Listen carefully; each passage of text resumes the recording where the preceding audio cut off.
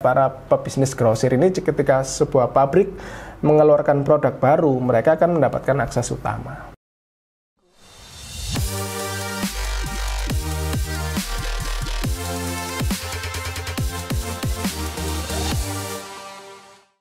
Halo Bapak Ibu, jumpa lagi dengan saya Lukas Setiawan. Kali ini saya akan membahas mengenai bisnis grosir, secara spesifik di bidang sembako Bapak Ibu. Ya, jadi saya akan coba mengulik mengapa sih bisnis grosir sembako ini sangat menguntungkan. Cuma sebelum saya mulai video ini, jangan lupa untuk like, komen, dan subscribe video-video dari The Consulting. Karena kami secara rutin akan terus memberikan video-video edukasi untuk mengembangkan bisnis Bapak Ibu tentunya.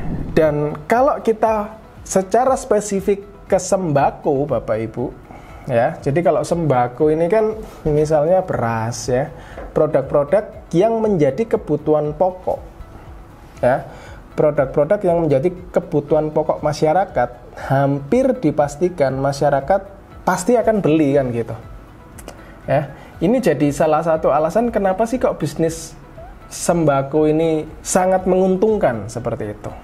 Keuntungan grosir sembako apa aja sih gitu ya. Yang pertama adalah resiko bisnis grosir sembako tidak laku itu kecil banget. Resiko sembako tidak laku itu kecil banget Bapak Ibu. Kecil banget. Kenapa? Karena ya balik lagi ini kebutuhan utama. Nggak mungkin orang tiba-tiba nggak beli beras kan gitu ya. Itu akan terus dicari masyarakat. Yang kedua, modal cenderung lebih cepat berputarnya ya. Seperti teori bisnis grosir pada umumnya, di beras pun sama. Perputaran modal cenderung lebih cepat ya, karena bisnis grosir perputarannya kan lebih cepat. Begitu dapat lempar, lempar, dan yang lempar ini nanti yang mereka yang jual ke masing-masing end user kan gitu ya. Jadi perputaran modalnya cenderung lebih cepat ya. Keuntungan lainnya dari grosir sembako ini, marketingnya sederhana Bapak Ibu ya. Marketingnya sederhana karena balik lagi ini sudah produk yang dibutuhkan masyarakat. Anda nggak perlu beriklan pun masyarakat sudah cari barang Anda gitu ya.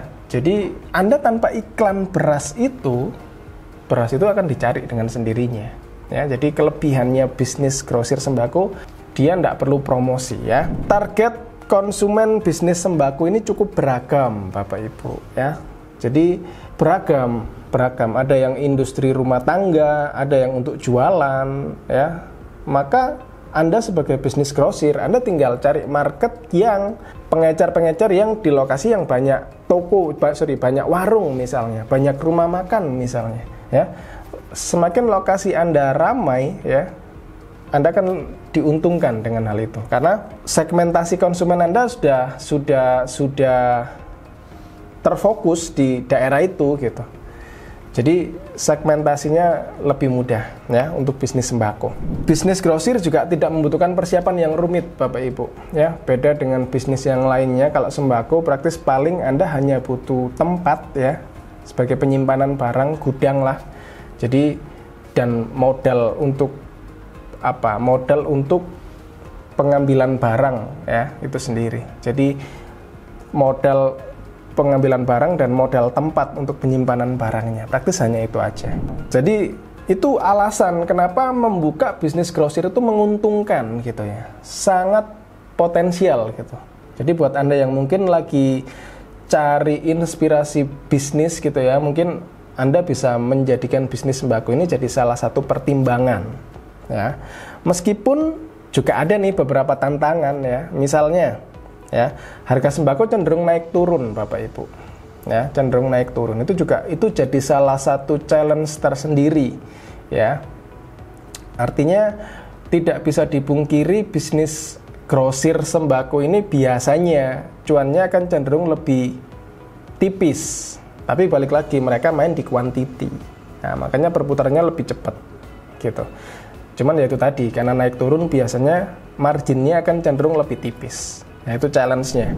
Berikutnya adalah sulit mendapatkan pelanggan di awal. Ya, balik lagi karena bisnis apapun ya, untuk memulai itu Anda butuh effort untuk menarik konsumen awal, gitu. Konsumen perdana lah ya.